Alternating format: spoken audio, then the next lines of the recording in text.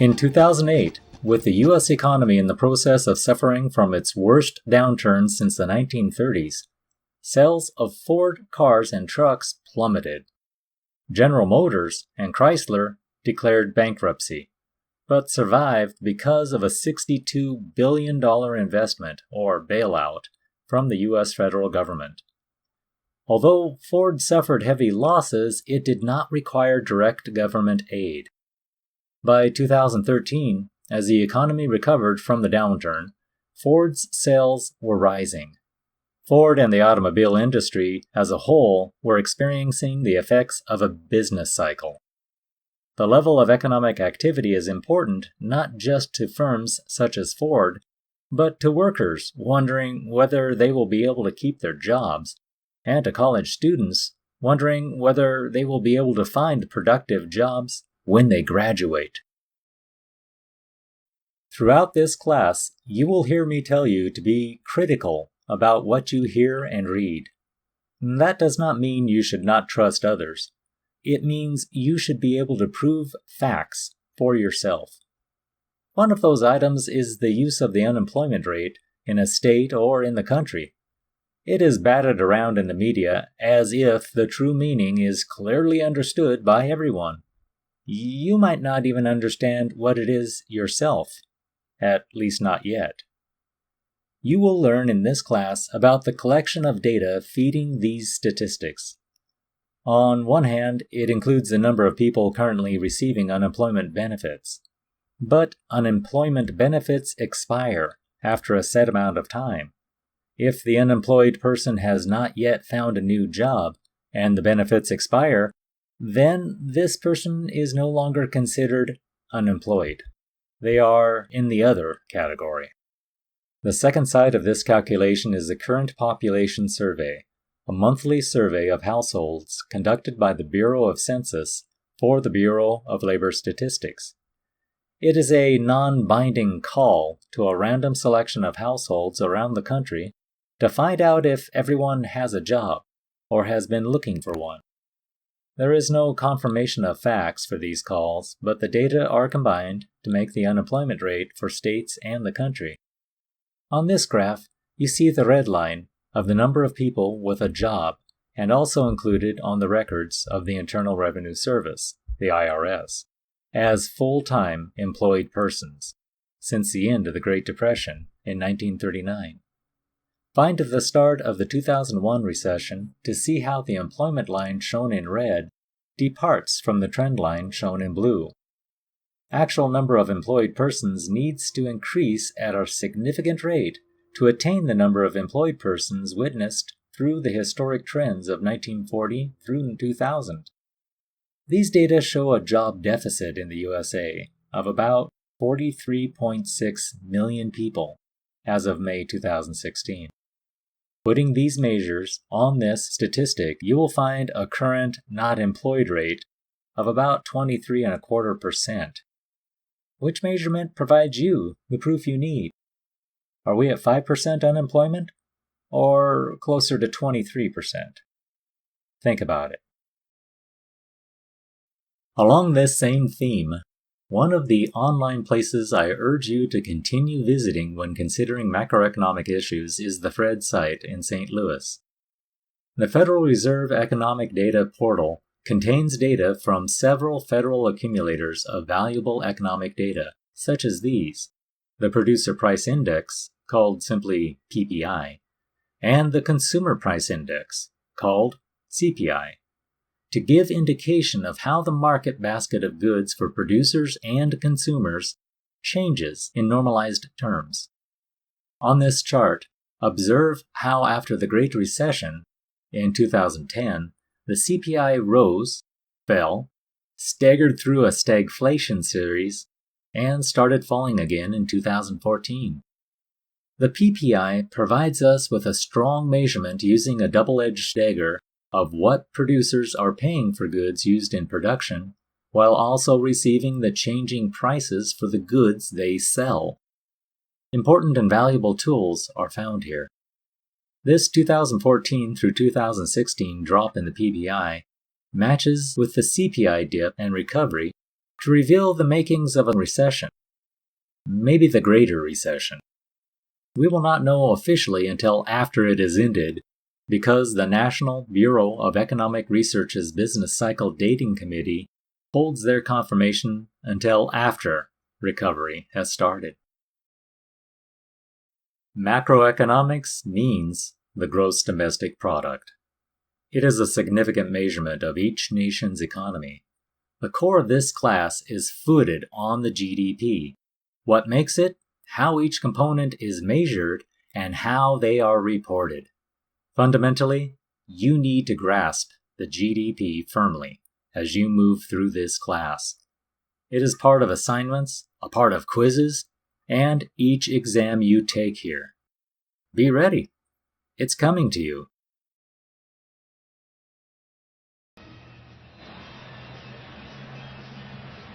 Aerial coverage of today's game is provided by MetLife. These beautiful scenics. Gillette Stadium.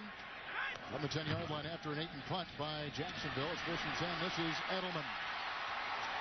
Quick and... Microeconomics is a study of how households and firms make choices, how they interact in markets, and how the government attempts to influence their choices. Macroeconomics is the study of the economy as a whole, including topics such as inflation, unemployment, and economic growth. The business cycle refers to alternating periods of economic expansion and economic recession, or contraction. An expansion is the period of a business cycle during which total production and total employment are increasing. A recession is the period of a business cycle during which total production and total employment are decreasing. Economic growth refers to the ability of an economy to produce increasing quantities of goods and services. The inflation rate is the percentage increase in price level from one year to the next.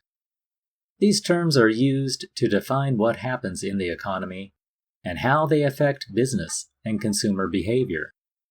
These are the themes we explore to understand how the economy progresses.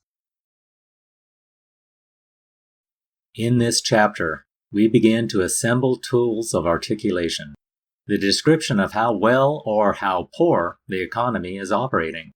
Keep your attention to the new terms, or phrases that carry a specific meaning in economics. As made clear in these videos, I urge you to give specific attention to gross domestic product, the GDP. This is the central focus of macroeconomics in this class. It all comes around to this nexus. What's the best way to measure a country's economic growth and the prosperity of its citizens? Some think the U.S. government is using the wrong yardstick, particularly amid concerns about income inequality and other quality of life issues. Our economics correspondent Paul Salmon takes a look at alternatives to the quarterly report known as GDP. But first, he had to penetrate a bunch of confusing initials. It's part of his ongoing reporting, making sense of financial news. In 1968, then presidential candidate Robert Kennedy blasted our country's main measure of economic progress, called GNP in those days. It counts napalm, and it counts nuclear warheads. Yet the gross national product does not allow for the health of our children, the quality of their education, or the joy of their play. It measures everything in short, except that which makes life worthwhile. These days, we rely on GDP, gross domestic product, GNP's near proxy, which measures the total dollar value of goods and services sold in the U.S. in a year, plus exports minus imports. The measure still leaves out the things Kennedy emphasized, but that's because they're just too tough to measure. They're very large, and they're quite uncertain in their magnitude. Steve Landefeld runs the Bureau of Economic Analysis, the BEA, which tallies the GDP. The BEA sticks to measures of market transactions, and the data has become fundamental. It is used by the Federal Reserve Board for economic policy. Our consumer spending inflation rate comes from us. The entire federal budget is based on the baseline that comes out of BEA's data. GDP has become the king of all statistics. And the king for almost all countries, adds economics writer Zachary Karabell. Governments rise and fall on their ability to say, I enhanced GDP, or the populace's ability to say, no, you didn't. You know, GDP went down under your watch. But how does GDP's still lofty status square with Robert Kennedy's 1968 critique? Or with more recent evidence of its limits, which Nobel economist Joseph Stiglitz has pointed out. 30 years ago, we weren't talking about climate change. Environmental degradation was not as important as it is today. In 2009, Stiglitz chaired an international panel tasked with finding better measures of progress that included the environment and economic inequality. GDP has been going up per capita, but most Americans are actually worse off. So median household income is actually falling. Like them or not, better prosperity gauges are hardly a novel innovation. Since the 1970s, for example, in the Himalayas, the Buddhist kingdom of Bhutan, with GDP per person less than that of the Congo, has used gross national happiness instead. Its GNH score turns out to be as elevated as its location. And back down here at sea level, there's the GPI. It simply takes into account not only our economy, but the health of our environment, the health of our society. Dave Gosshorn works for Maryland, the first U.S. state to adopt a metric called the Genuine Progress Indicator, made up of 26 different factors, 9 of them environmental. He walked us around Annapolis to explain. When we cut down an acre of trees to put a strip mall in, that strip mall puts people to work. It contributes to our economy, our tax base. All those are very good things. And it's GDP and it's going up as a result. Exactly. At the same time, it is costing us to clean up the water that is degraded as a result of taking away those trees. We, as a society, recognize that, but we don't account for that in the GDP. And the GPI is a way of doing that. The GPI does it by subtracting an estimated value of water pollution from total economic output. Also subtracted, the presumed costs of climate change. In Maryland, we have sea level as a result, in part, of climate change, is increasing considerably, a foot over the past century. So 1 foot right here, this is a foot higher than it was a century ago? Yes. And the best projections are that that rate will increase over the next century, even faster than a foot. That has major impacts to a lot of our low-lying islands, shorelines where people live, farm fields that are now inundated with salt water where they can't produce crops. And how do you put a number on cropless fields or polluted water? Economists have gone out and surveyed the general public and asked them questions such as, what would you be willing to pay to bring your local river up to a state where you could swim in it?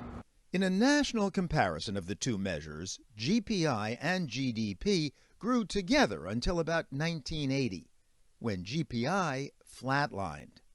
In Maryland, GPI has risen modestly since then, but it still trails GDP growth. I hear in the news all the time when people comment about, well, the economic indicators are looking up, we're coming out of the recession, you frequently hear people comment, but I don't feel any better. And I think this is a reflection of that. And that in turn may hinge on another component of the GPI, social well-being. Annapolis being the landing place for the hero of Alex Haley's roots, Kunta Kinte, we took a seat next to the author to probe the value of leisure. How do you calculate the value of, say, Alex Haley reading to these kids? Well, if it counts as education, the value of an education is included in the GPI. If you count it as leisure time, not having that time is counted as a loss in the GPI. And we also have the value of housework, which includes things like cleaning the house and dusting, but also interacting with your children. That's a value that's in the GPI. What about air pollution from cars or the amount of time it takes you to commute to work? Cost of commuting is considered in the GPI, and that is one that's hurting Maryland because here in Maryland we spend more time in our cars commuting to and from work than most states in the nation. But people will tell you a great radio show comes on and they go, wait a second, I'm listening to NPR and loving my commute. Huh? Exactly. And to some degree what we're doing with the GPI is putting a price on the unpriceable. But at least we're being consistent and seeing whether they go up or down. Maryland's GPI is boosted by a highly educated population. But remember, even here, GPI hasn't gone up as much as GDP for years now. So why? Goshorn says a big reason is what Joe Stiglitz highlighted in 2009, rising economic inequality. The same amount of money spent by a few very wealthy people would be attributed differently to the GPI than an equal amount of money spent a little bit by a lot of people. So imagine that in the extreme, one Marylander earned most of the state's money and amassed a fleet of fully loaded Mercedes she never drove, while the rest were reduced to commuting by bus. In that case, GDP might rise, since car sales boost the value of total output, but overall welfare wouldn't. It's a subtle point, a debatable one, but even the BEA's Steve Landefeld agrees. Distribution of income may be the answer, to me, to this problem of the disconnect between GDP and GDP per capita going up and most Americans feeling down.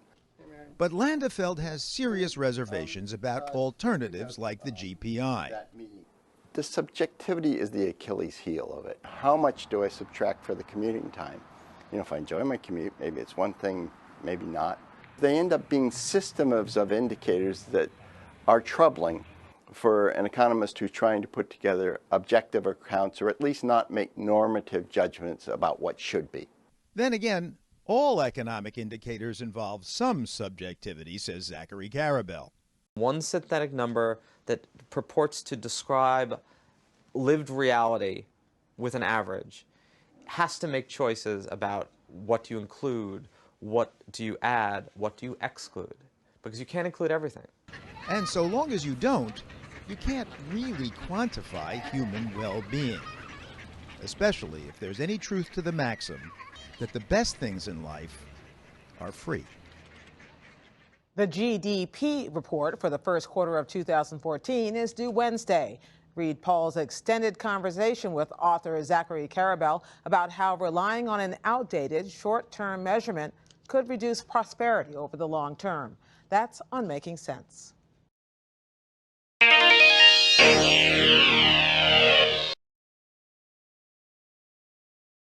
Economists use gross domestic product to measure total production.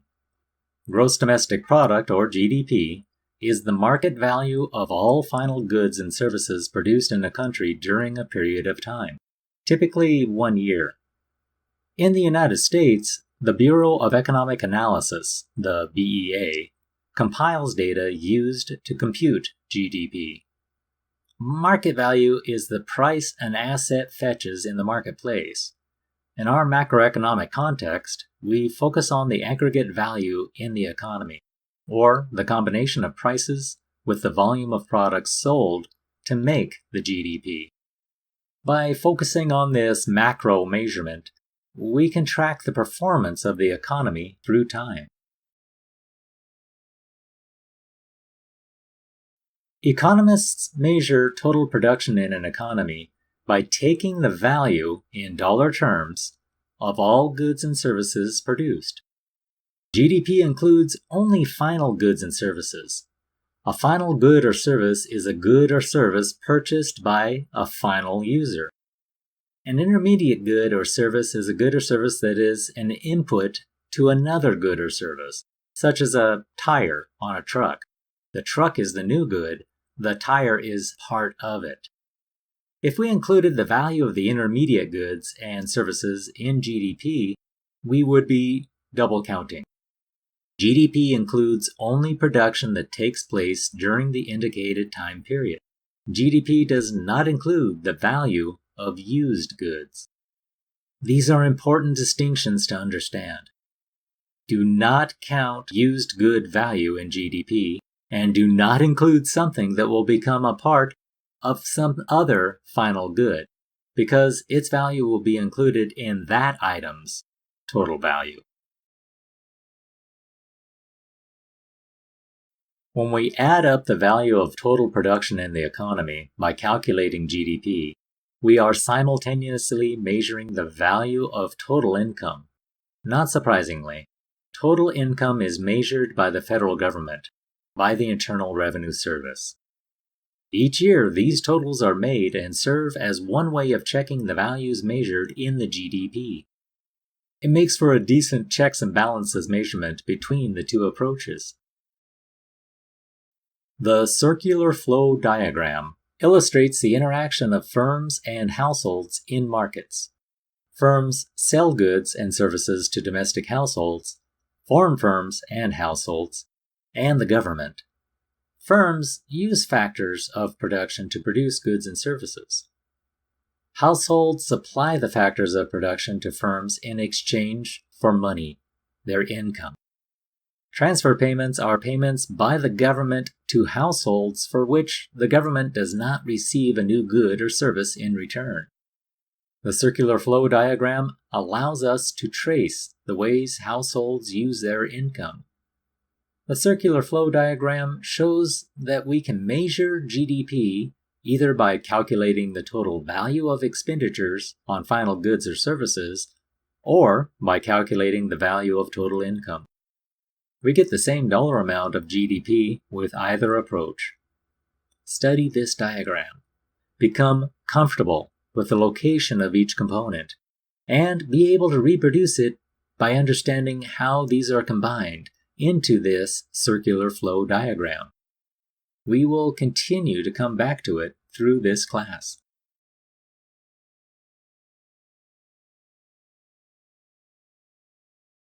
The BEA divides its statistics on GDP into 4 major categories of expenditures. Economists use these categories to understand why GDP fluctuates and to forecast future GDP.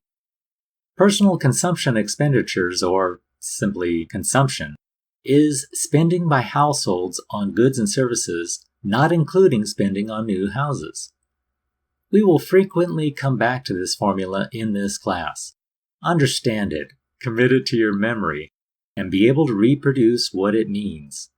I cannot repeat this part too much. Know this will appear on assignments, quizzes, and exams when you address macroeconomics. Consumption expenditures are divided into expenditures on services, non-durable goods, and durable goods. Gross private domestic investment, or simply investment, is spending by firms on new factories, office buildings, machinery, and additions to inventories, plus spending by households and firms on new houses. Government consumption and gross investment, or government purchases, are spending by federal, tribal, state, and local governments on goods and services. Net exports of goods and services, or net exports, are equal to exports minus imports. Now, we will look into these in a lot more detail. I keep coming back to it, but remember this simple equation to sum up the components of GDP. Y equals C plus I plus G plus NX. The equation tells us that GDP, or Y, equals consumption, or C, plus investment, or I, plus government purchases, or G, plus net exports, or NX. Household final consumption expenditures, also called private consumption, is the market value of all goods and services, including durable products like cars, washing machines, and home computers, purchased by households. It excludes purchases of dwellings, but includes imputed rent for owner-occupied dwellings. It also includes payments and fees to governments to obtain permits and licenses. Here, household consumption expenditure includes the expenditures of non-profit institutions serving households. I, for investment, includes business invest in equipment, but does not include exchanges of existing assets. Examples of this include construction of a new mine, purchase of software, or purchase of machinery and equipment for a factory. Spending by households, not the government, on new houses is also included in investment.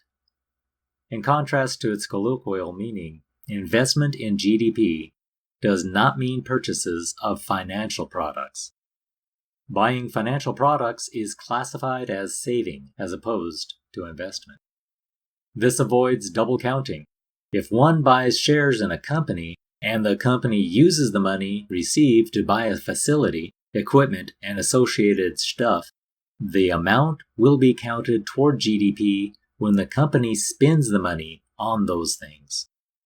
To also count it when one gives it to the company would be to count 2 times, an amount that only corresponds to one group of products. Buying bonds or stocks is a swapping of deeds, a transfer of claims on future production, not directly an expenditure on products. G, for government spending, is the sum of government expenditures on final goods and services. It includes salaries of public servants, purchases of weapons for the military, and any investment expenditure by all levels of government, from the school district to the city, county, state, tribe, or federal government.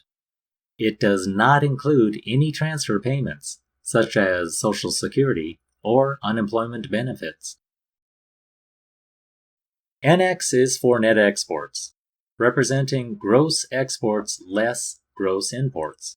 GDP captures the amount a country produces, including goods and services, produced for other nations' consumption. This gross export amount is reduced by gross imports. Imports are subtracted since imported goods will be included in the terms G, I, or C and must be deducted to avoid double counting foreign supply as if it were domestic products. The components of GDP in 2012 were personal consumption at 68.8%, business investment at 15.2%, government spending at 19.5%, and net exports at negative 3.4%. They tell you what a country was good at producing in that year. That's because GDP is the country's total annual economic output. It's equivalent to what is being spent in the economy. In the USA, consumption is by far the largest component at about half of total production. We consume about half of what we produce. Updating this information, we see how this has changed into 2015 as consumption went up slightly from $11.15 trillion to $11.21 trillion. Investment from $2.475 to $2.850 trillion. Government spending down from $3.167 to $2.860 trillion. And net exports virtually level from negative $547 to negative $540 billion US dollars. Expressed as a percent of the total, only investments increased, while government spending decreased. Both consumption and net exports remained relatively constant. Total GDP only marginally increased, by slightly less than 1%. We will revisit this minor change during upcoming discussions, so stay tuned. The federal government established the Department of Homeland Security after September 11, 2001, to guard against future terrorist attacks within the United States. Spending by this department is intended to increase the security of the nation's borders and transportation system, identify and arrest terrorists within the United States, and gather intelligence on potential terrorist threats. FEMA is also the nexus of natural disaster mitigation and recovery for the entire nation. Through the identification of natural disaster risks to wildland fire, flooding, earthquakes, landslides, hurricanes, and associated natural disasters, the federal government has transferred funds to Indian tribes, states, counties, and cities where the recipients provide matching funds to the federal dollars. Most jurisdictions then contract the work to specialists in the private sector, where consumption spending is further increased, adding to the GDP. We will talk more about this multiplier effect of spending in a later lecture for this macroeconomics class. Through time, consumption in the United States has increased as a fraction of GDP. Through much of the 1960s and 70s, consumption was less than 60% of GDP. It fluctuated between 60 and 63% until the mid-1980s. By the early 2000s, consumption had increased to above 67% of GDP and resided around that level through the end of 2015. U.S. households financed this increased consumption partly by reducing saving and partly by increasing borrowing. Although households were saving about 10% of their income in the mid-1980s, saving dropped to about 1% by 2005. Low saving rates were partially due to an increase in household wealth resulting from rising house prices and rising stock prices. In many parts of the country, housing prices increased rapidly during 2001 through 2006. Stock prices, as measured by the Dow Jones Industrial Average and the S&P 500, reached record highs in October 2007. Some households felt less need to save out of their current incomes because their homes and investments in the stock market were increasing in value. At least, it was until the Great Recession forced changes to the U.S. and global economies. Final goods and services are those purchases made by the ultimate consumers. That is, they are neither intended for resale nor consumed in a subsequent production process. GDP excludes intermediate goods and services, which are used up in the production of other goods in the same period as they themselves were produced. There is a significant exception when accounting for government expenditures. The government may spend money for which it does not receive any good or service in return. Transfer payments, such as Social Security benefits, unemployment compensation, and various welfare benefits, are excluded from government spending in GDP accounting because they do not reflect productive activity in the period in which they occur. Similarly, interest payments on the national debt are not counted as part of the government spending in the GDP accounts. GDP is the nation's expenditures of all final goods and services produced during the year at market prices. The value-added method of calculating GDP makes addition of value created by a manufacturer preparing the good for final sell. Intermediate goods and services, which are used in the production of final goods and services, are not included in the value-added approach to GDP because expenditures on intermediate goods and services are included in the market value of expenditures made on final goods and services. Including expenditures on both intermediate and final goods and services would lead to double counting and the exaggeration of the true market value of GDP. Using the value-added method to calculate GDP, the value added is the market value each firm adds to a product.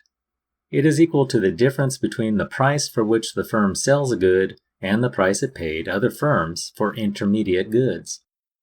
At each phase of production, a value is added to the product. By doing this for each phase of production, the total value added is summed to show the increase to GDP.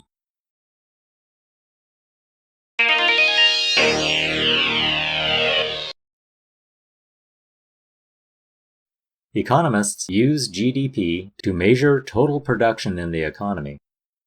Most economists believe that GDP does a good, but not flawless, job of measuring production.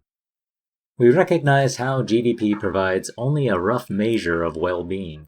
Remember Chapter 2, when we talked about normative and positive decisions in economics?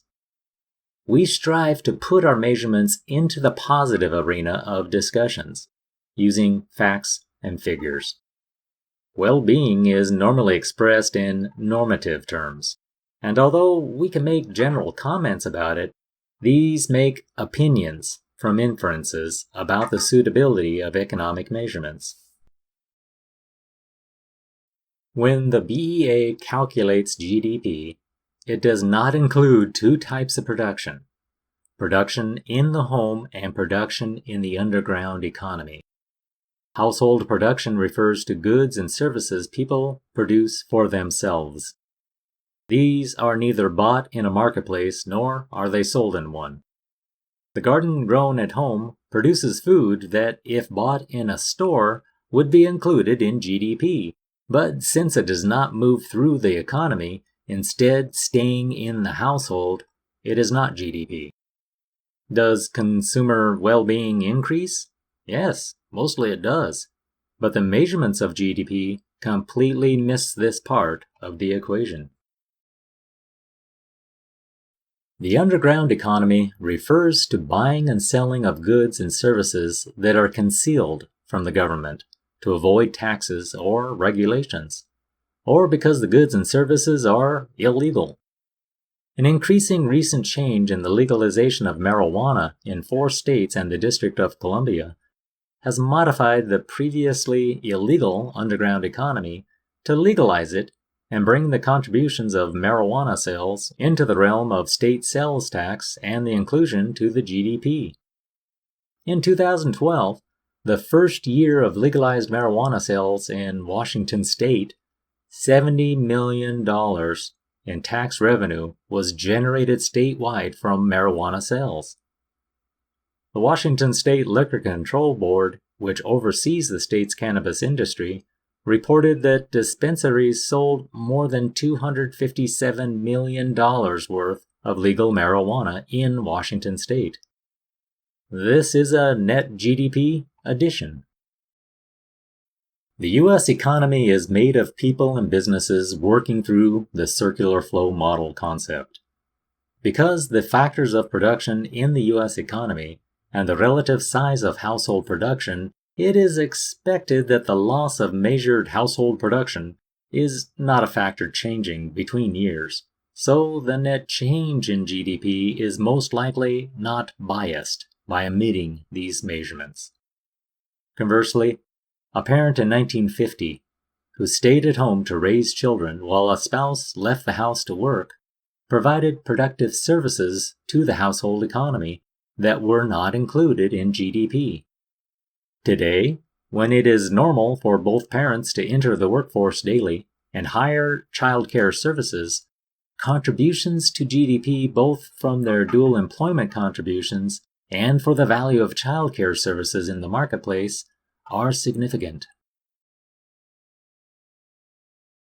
Economists have long thought the underground economy, the vast, unregulated market encompassing everything from street vendors to unlicensed cab drivers, was bad news for the world economy. Now it's taking on a new role as one of the last safe havens in a darkening financial climate, forcing analysts to rethink their views. At the Manek Chowk market in this Indian city's congested center, vendors peddle everything from beans to brass pots from a row of derelict stalls as monkeys scramble overhead. One man sharpens nails using a spinning blade attached to a moving bicycle wheel. In many cities around the developing world, informal labor plays a critical role.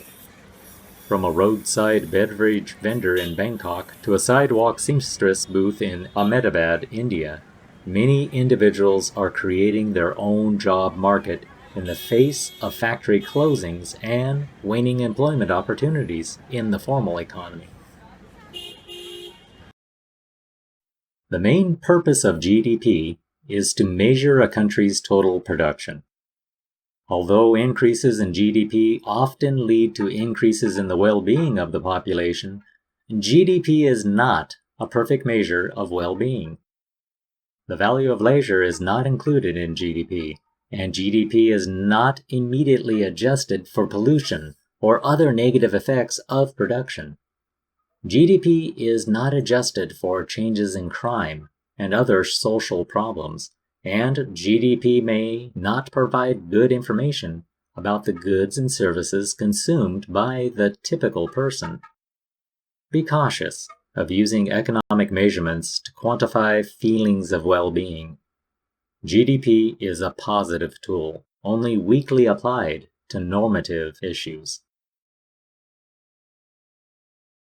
The expenditures for the wars and for the Department of Homeland Security likely increased measured GDP and GDP per person.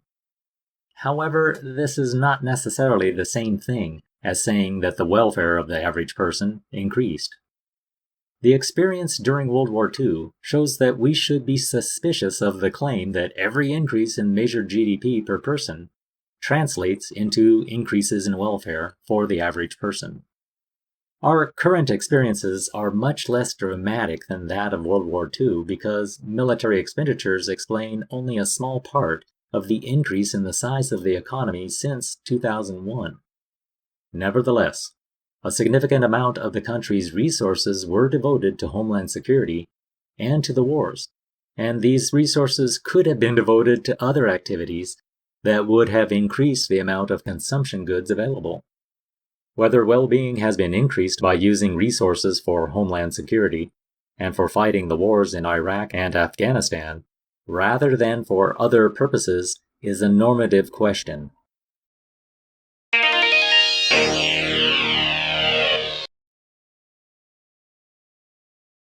I introduced to you an important concept in economics: real values versus nominal values.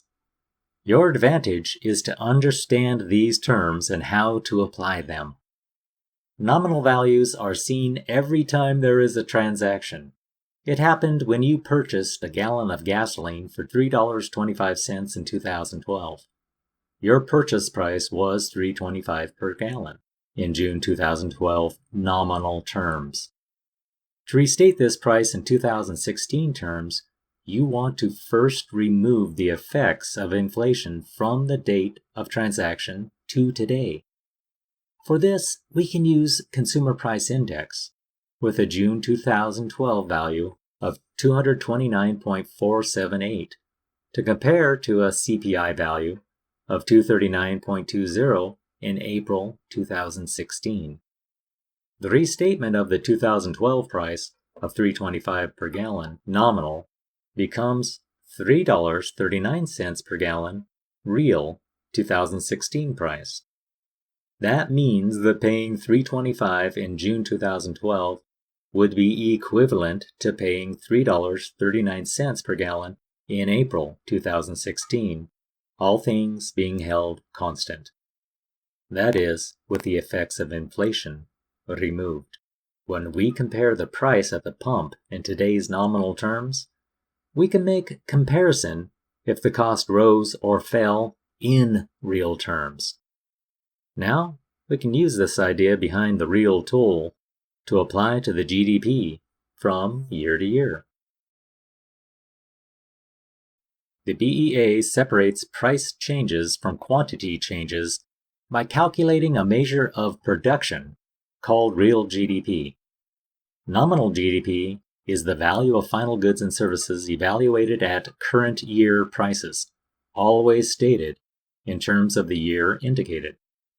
Real GDP is the value of final goods and services evaluated at base year prices.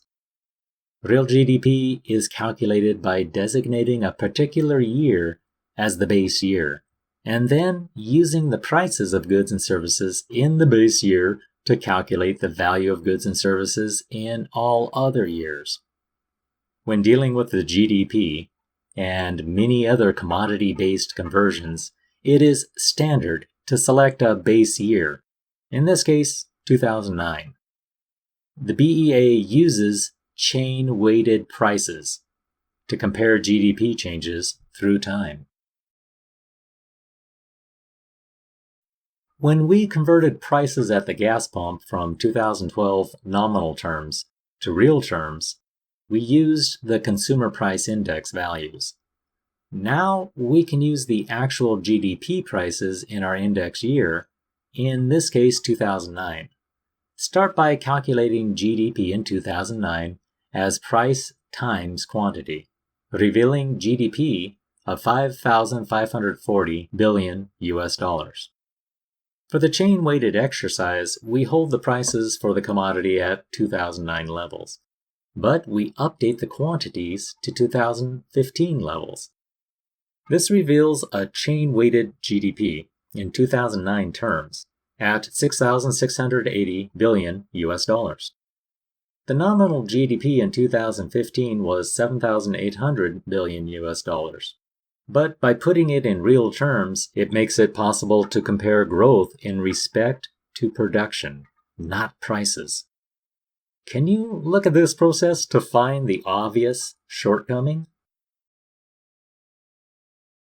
What if the prices for 2009 do not include products manufactured in the current year?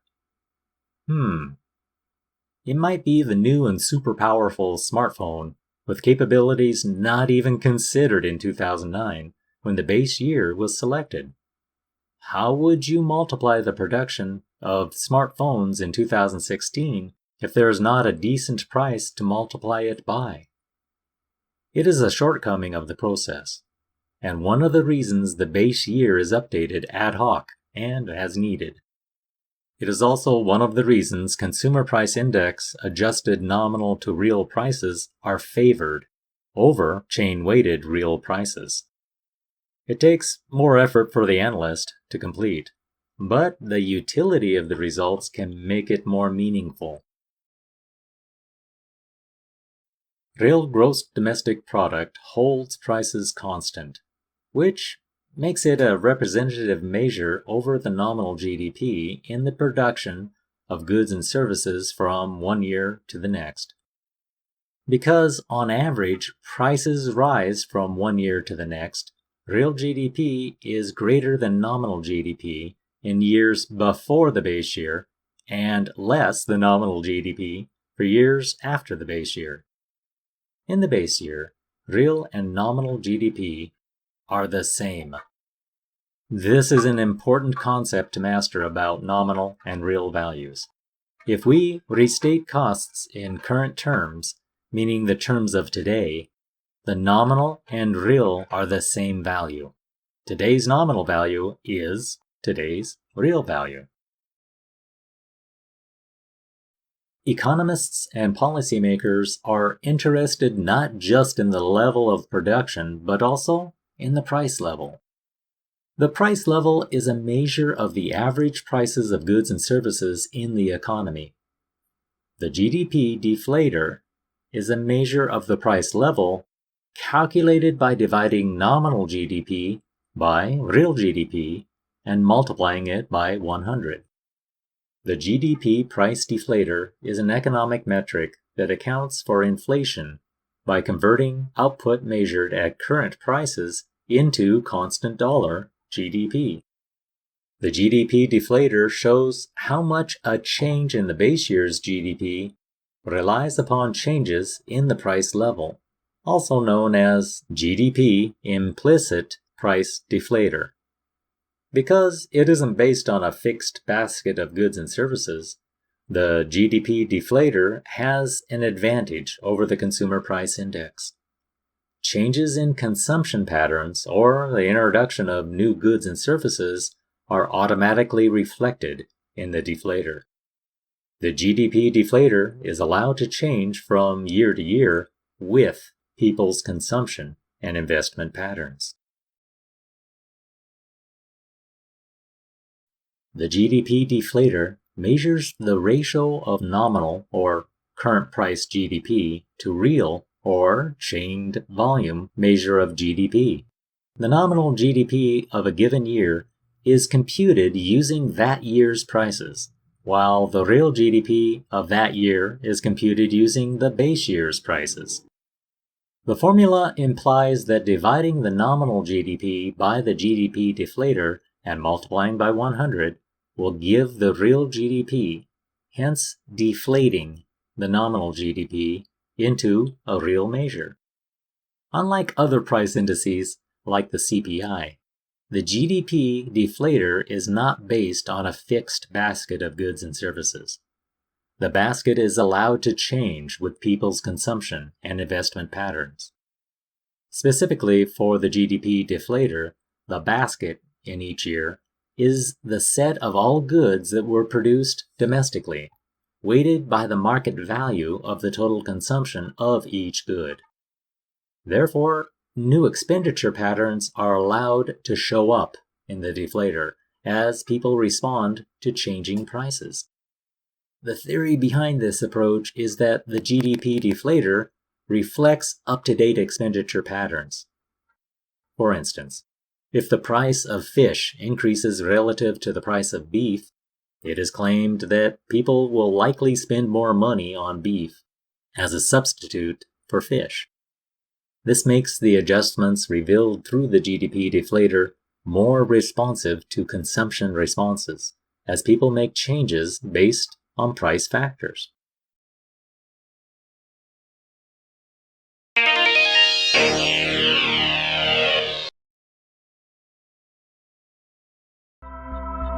Forward TV. The world is thinking. One of the reasons for my interest in this subject is accounting frameworks do affect behavior. We saw that in the United States in the 90s, where people have bad accounting, and that affected their behavior. Some of what we're going on now is a reflection of bad accounting. So more generally, information affects behavior. And so what we gather our information about, and how we describe success, affects what we strive for. If GDP is what we think is success, people will strive for GDP. And political leaders all the time say, look at what we've done. They always put it, I've succeeded in getting the economy to grow at 6%. Now, what he did is hard to figure out, but that's the politician does that. I've created X million jobs. So that's part of the political rhetoric. The question is, by doing that, they focus policies on things that will increase GDP. There's actually, in forming the commission, we've identified a large number of ways in which GDP is not a good measure of economic performance or societal well-being.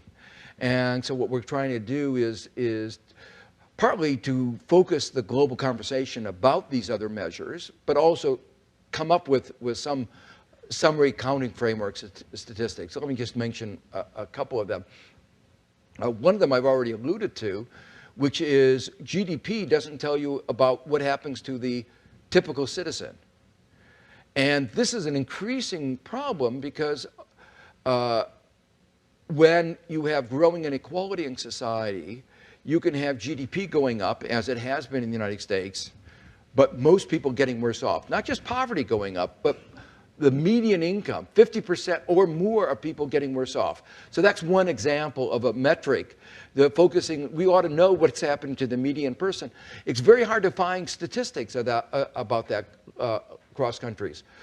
One of the things that I tried to, when I was at the Council of Economic Advisors, tried to generate was a focus on green GDP.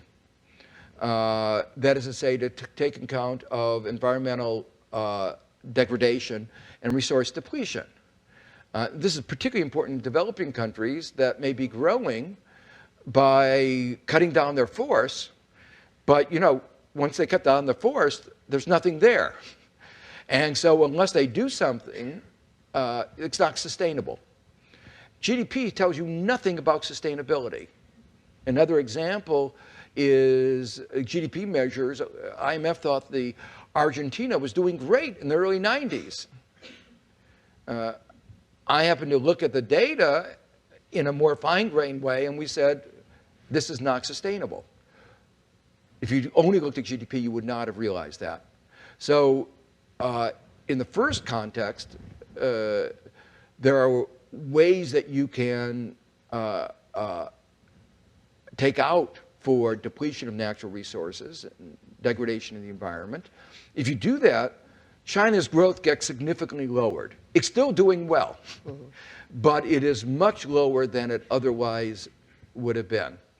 Interesting story about the role of special interest. When we tried to push for this, and people in the Department of Commerce were excited about doing this, The coal industry basically passed a proviso or threatened to pass a proviso to take away funding for any research that would support these alternative measures. Because they knew that green GDP would not be good for the coal industry. So, to me, that reinforced my belief why it's important to measure these things. Another example, just is the difference between GDP and GNP. Those of you who are older, when you went to school, you talked about GNP. And about 1990, they switched to GDP. Well, everybody said, oh, just a little bit of difference. Well, it turns out that it makes a great deal of difference for many countries. And there's a little bit of, I'm sure somebody's going to write an article about whether there is a political context to the switch. GDP looks at the output within the country. GNP looks at the income of the people in the country. Well, when you started privatizing a great deal, you had economic activity within the country, but the income from that economic activity more and more going to people outside the country. So you have a mine, somebody taking a mine in the country, leaving behind environmental degradation, royalties in some cases of 1 or 2%. So almost none of the income from the mine goes to the people in the country. So GDP is going up, but any measure of green GNP would show the country going down. And some really dramatic examples, like in Papua New Guinea, where this actually is true. So there are other aspects of health, leisure, the fact that, just to give you two other dramatic examples, the United States, as you may know, has about 10 times as many people per capita in prison as other advanced industrial countries. That contributes to our GDP because we have to spend money incarcerating them. And some states now are spending as much on prisons, construction of prisons, as they are in universities. Well, that's good for GDP, but any measure of societal well-being says it's not good to have so many people in prison. And it's a symptom of something dysfunctional. We can have a long discussion about what it is that's dysfunctional, but it's not positive. Another example is we spend more on healthcare than any other country as a percentage of GDP, and our health outcomes are much lower than in other advanced industrial countries, and actually lower than many developing countries. Well, the extra money that we spent on healthcare shows up as a contribution to GDP. If we got more efficient, our GDP could go down.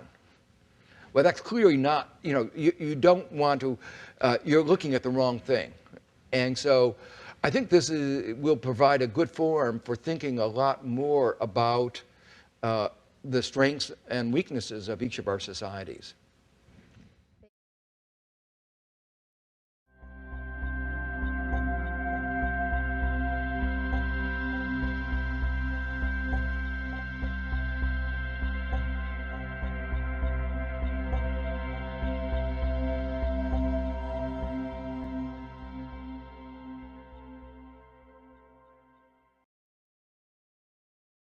National income accounting refers to methods the BEA uses to track total production and total income in the economy. In addition to computing GDP, the BEA computes the following four measures of production and income: gross national product, national income, personal income, and disposable personal income. The national income and product accounts, the NEPA, are part of the national accounts of the United States. They are produced by the Bureau of Economic Analysis of the Department of Commerce. They are one of the main sources of data on general economic activity in the United States. They use double entry accounting to report the monetary value and sources of output produced in the country and the distribution of incomes that production generates. Data are available at the national and industry levels. Gross National Product, or GNP, is the value of goods and services produced by residents of the United States, even if the production takes place outside the United States. GNP includes foreign production by U.S. firms, but excludes U.S. production by foreign firms. For the United States, GNP is almost always the same as GDP. In producing goods and services, some machinery, buildings, and equipment wear out and have to be replaced. Depreciation is referred to as the consumption of fixed capital. If we subtract this value from GDP, we are left with national income. Personal income is income received by households. To calculate personal income, we subtract the earnings that corporations retain rather than pay to shareholders in the form of dividends. We add in the payments received by households from the government in the form of transfer payments or interest on government bonds. Disposable personal income is equal to personal income minus personal tax payments, such as the federal personal income tax. Disposable personal income is the best measure of the income households have available to spend. As we progress through these chart components, we recognize GDP as larger than GNP, since GNP is GDP less depreciation. National income is more than personal income, which is larger than disposable personal income.